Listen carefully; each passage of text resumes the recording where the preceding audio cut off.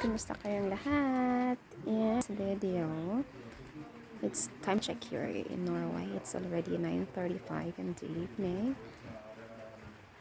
Lagi siyang maulan. So, hindi kami makapag-tour ng aming dog. As you can see, umulan talaga siya almost every day. So, ang basang-basa kaya. At medyo lumalamig din ang panahon.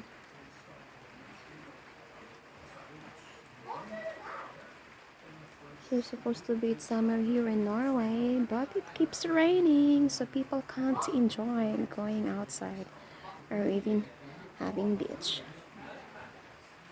For swimming, I know they love to go swimming, especially in summertime.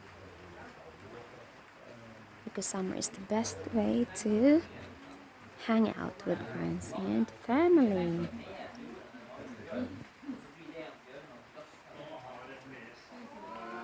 So, parang autumn na siya, guys.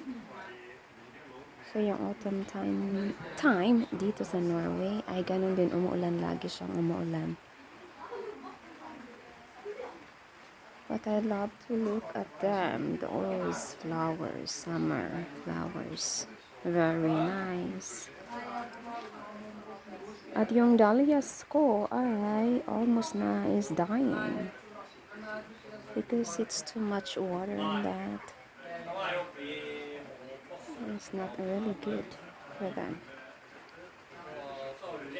They cannot breathe, definitely.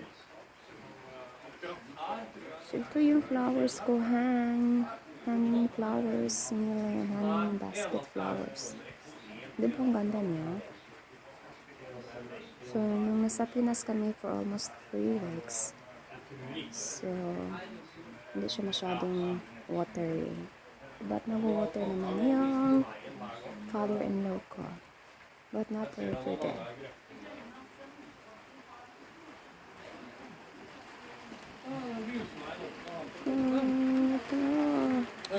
Grabe, umuulan na. Ulan na, ulan. It's so nice to look at them. Lagi yung ulan na hindi. Maganda. So yung bubel namin na doon. Hindi namin ginamit. It's kasi hindi masyadong nice yung weather. So nakatambay lang siya doon. Anyways, thanks for watching.